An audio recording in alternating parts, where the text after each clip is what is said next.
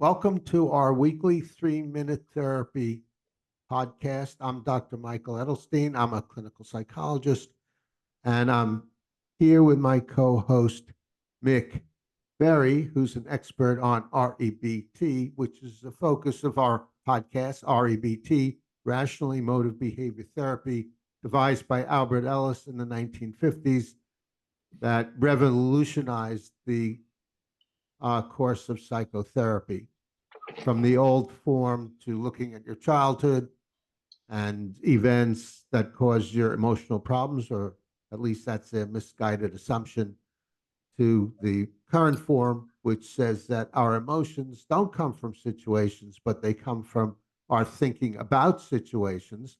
And normally that thinking is in terms of preferences. I prefer to do well and get approval. I prefer you treat me well, and I prefer my life go well, or demands. And then if you escalate your preferences into demands, you create emotional problems for yourself, because I prefer to do well and get approval, therefore I must, and that causes anxiety and depression. Because I prefer you to treat me well, therefore you absolutely must, and that causes anger, resentment, hostility. And the third must is an impersonal demand on the conditions of one's life. My life must be fair, easy, and hassle-free, and if it's not, it's terrible, horrible, and awful.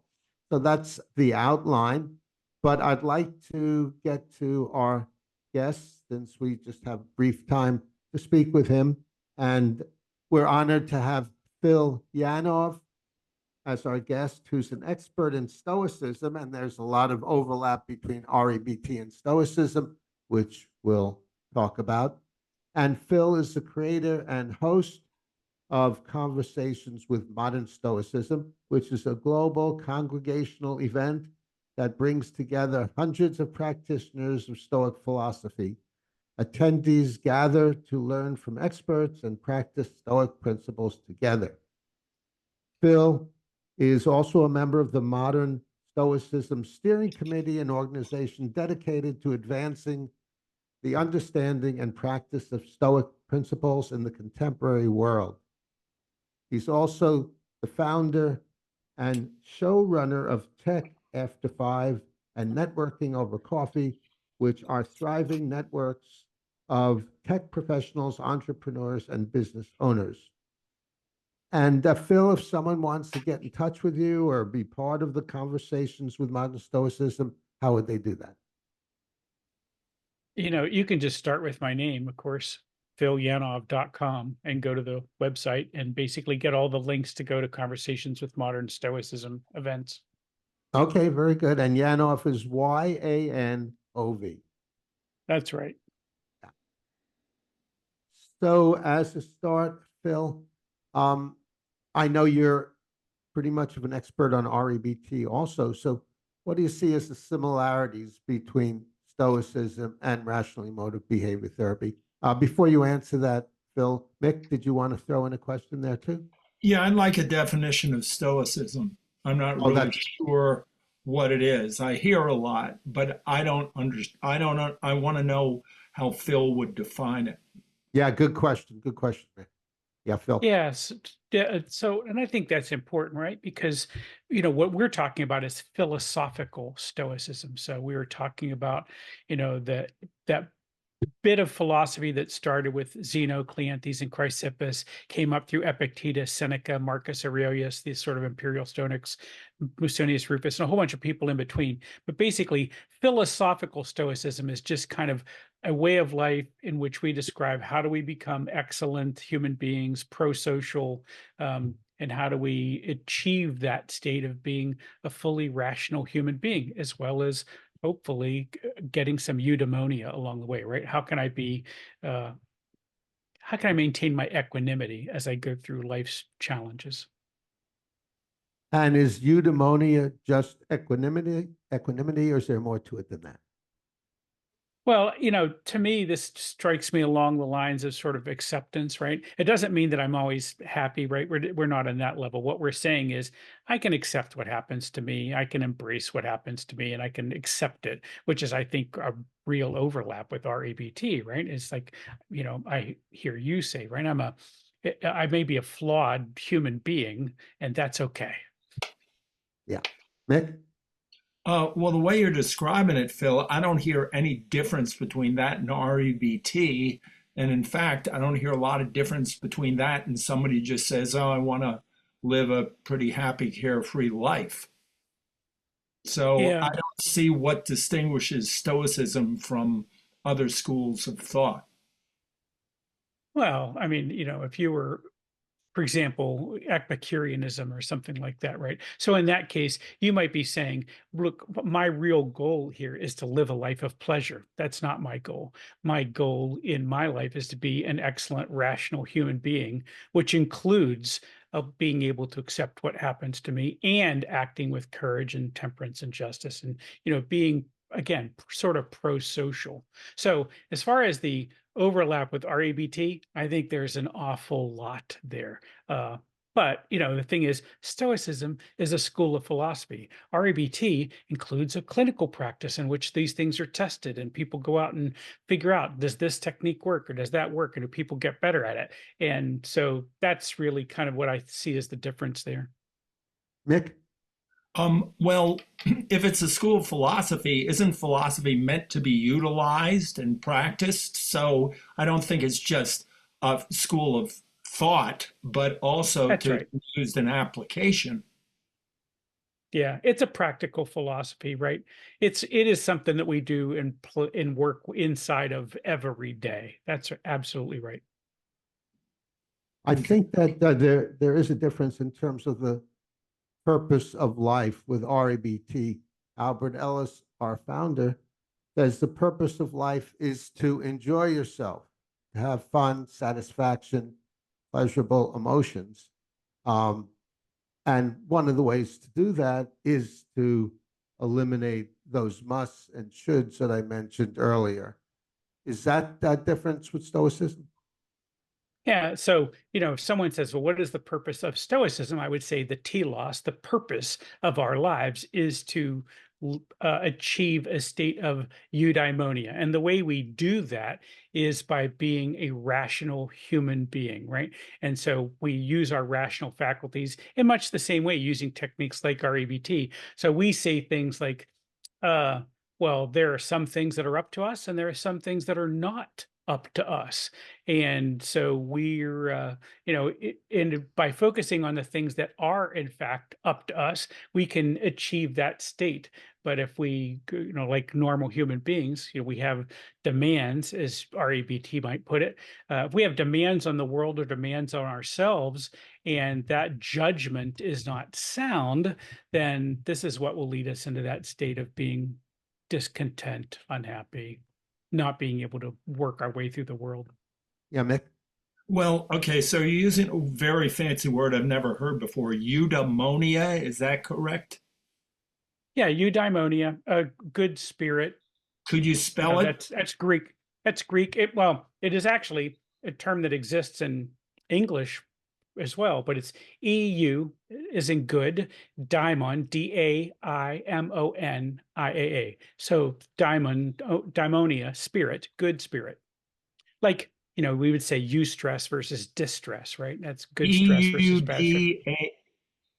E-U-D-A, EUDAIMONIA. E-U-D-A-I-M-O-N-I-A. Correct. Thank you. Now, REBT specifies, I think more specifically than Stoicism, what to do if you are making yourself upset about something, if you're anxious, angry, or depressed, and that is look for your musts, look for your shoulds, and question, challenge, and contradict your musts and shoulds, under which are your preferences, and focus on your preferences. Now, it sounds like in general, Stoicism is saying the same thing, but REBT makes it more specific. Is that correct? I think that's exactly right. And it's one of the reasons that I wanted to spend time, as we did in our most recent conversations event, talking about REBT, because I come from a group and exist around a lot of people who understand Stoicism pretty okay. I mean, there's a lot of beginners in that crowd, but some folks are a little bit further along. But what they almost always hear Albert Ellis's name. It occurs in like one sentence at the beginning of some presentation about Stoicism, and that's the end of it. It's kind of like when you open a book from Albert Ellis, the first thing you see is a sentence from Epictetus, or I think it's usually Epictetus because it's that control stuff, right? So you start there, and that's kind of it. In this case, I wanted to get better because I think that a lot of people who are practicing philosophical stoicism would get a lot of benefit by understanding the principles of our EBT better. Yeah. Yeah, Mick? So you said that the goal with Stoicism, as you practice it, is to achieve a state of eudaimonia or rationality. Is that correct?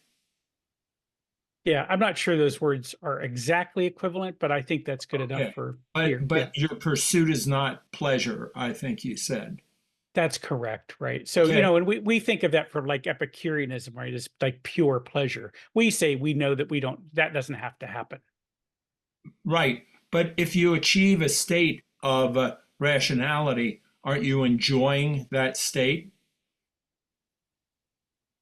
Yeah, the thing is, I don't think that's the thing is we're not chasing that really, right? If we are chasing a thing, it is the ability to be, it is that ability to have a state of equanimity, right? Of eudaimonia, as we would say, because we are in fact practicing these ideas that help us be a better human being. We are acting rationally. We are acting in concert with others. It's not just self-help, we're trying to be good in the world. Yeah, Mick? Um, wouldn't you be achieving a state of being a better human being because you like the idea of that and that is an enjoyable state to be in? Are they concomitant goals? I think so. Yeah, well, if that's the case, I don't understand why you say you're not pursuing pleasure, because achieving a state of equanimity would be pleasurable. Yeah, I don't think you, well, I think it is because, particularly when we talk about pursuing pleasure, we talk about things like wealth and health and a bunch of other things. And the Stoics sort of famously believed that those are things that we should relatively be indifferent to. That, their saying is that virtue is the only good. Now, their definition of virtue is acting in concert with others, acting with practical wisdom, courage, temperance, and justice in our lives. Yeah, Mick? Yeah, I was going to say that to me, what you're saying is there are things that give more permanent pleasure, greater pleasure, pleasure that's more valuable. I still see it as pursuing pleasure. And REBT does distinguish between short-term hedonism and long-term hedonism. Long-term hedonism are pleasures which will last and that will grow and that you gain more and more pleasure from.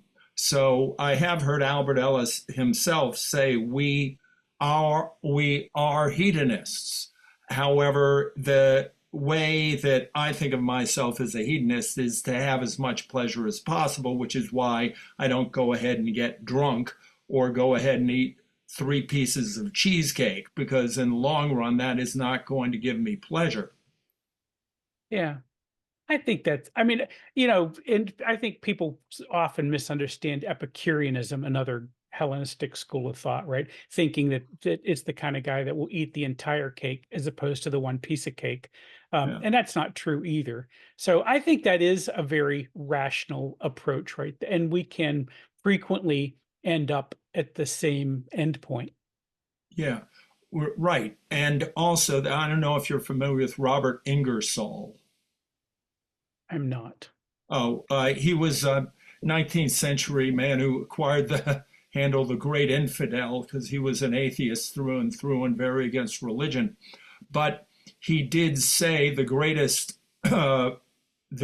achievement in life is pleasure, and the best way to achieve pleasure is to make others happy. So that a lot of people would say, if, okay, the best thing you can do in your life is achieve pleasure, they're thinking, well, who is this schmuck?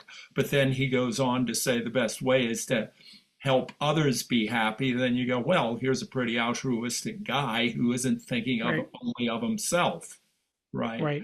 Do you think that these schools of thought are confining by their labels, that there's a great deal that overlaps and a great deal that can be beneficial from Epicureanism or REBT or Stoicism, where they aren't exclusive to each other and or even in opposition to each other, but we give them labels, and then people tend to identify, oh, I'm an REBTist or I'm a Stoic or whatever it may be, whereas they're, as you said, I believe you said that they meet in the end. Yeah, I think a lot of the Hellenistic schools, or at least particularly Stoicism and Epicureanism, right? They found themselves at odds. They saw themselves as sort of enemies, particularly during the Greek period. When we get to the imperial Stoics, like Seneca, Marcus Aurelius, you find them quoting Epicurus a good bit. And they're saying, look, if there's wisdom here, let's take the wisdom from that. So to your point, I think that a lot of them share similar or adjacent ends, so they're pretty close. But they think about how you get there can be different, right? I mean, and if you think about this in any school of thought, right? I mean, there are religions that all have the same name, but if you're inside that religion, they've got different ways of achieving the end results, right? Yeah. And also with in pursuing certain ideals, one aspect of REBT is that achieving perfect rationality is not possible in all regards, and that isn't the goal, but to be largely rational. And Albert Ellis has said the craziest thought you can have is, I must be rational. And in saying I must be rational, what you're actually doing is you're denying yourself the trait of being a human being, which is fallible. And accepting ourselves as fallible human beings is one of the keys to equanimity or peace of mind. We're not going to do something perfectly, nor do we have to do it perfectly. Yeah. No, I like that a lot. And this, by the way, is a place where Stoicism and REBT overlap. In Stoicism, there is no perfect sage. Well, let me say, they thought there might have been a couple. They always said it after a guy was dead. I think he was a sage. No one living was ever a sage, and they thought it wasn't really likely to happen. I'll give you that as kind of the flip side. Epicurus, the head of the Epicurean school, did in fact claim himself to be a sage. He was perfectly rational in his thinking. And so I think different schools come from different places. But like our EBT, Stoicism thinks that perfection is nigh impossible.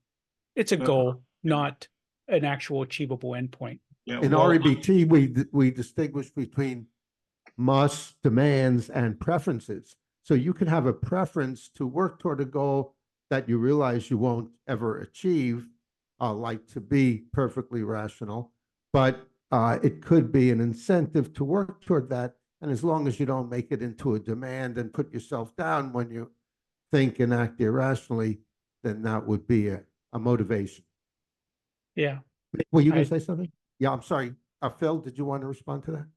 No, I just think that's a great idea, right? And that's the thing is, this is one of the reasons that I like REBT so much, is that so often the source of our frustrations are these demands, whether they're well articulated or not, and we have to figure out what those things are. And that again, I think aligns really well with philosophical Stoicism. Yeah. One of the things I've found very helpful with Michael, he has said human beings are demand-making machines, and I think that's true. We have a tendency to turn our desires, I like the word desire more than preference. To me, it's a more passionate word, but nevertheless, we have such a tendency to turn our desires into demands. And as far as somebody being a perfect sage, I'm quite skeptical that any human being who has ever lived has ever been perfectly rational. I don't buy it. Now, maybe I'm being a little extreme, but I just don't believe it. People are human beings, and part of human beings is at least the possibility of making a mistake. And even if you Right. don't make a mistake, that doesn't mean you're incapable of making a mistake. And I see so many people worship sages and try to achieve this sage-like experience on earth. And that's a great way to drive yourself crazy, waste your time, and be very self-destructive. Yeah, if you're trying, but if you're trying, that's okay. I think you mean Nick, demanding. Yeah, demanding to achieve equanimity or perfection. However, I would say, Michael, if somebody is attempting to achieve perfection, they are rarely not demanding it. Most of the time, when somebody's attempting to achieve perfection, I have found they are demanding that they achieve it. Now, it is possible to say, I would like to hit 100% of my foul shots in the NBA. And we could even say in baseball, people are attempting to to get a hit every time they go to the plate, but they accept that they won't.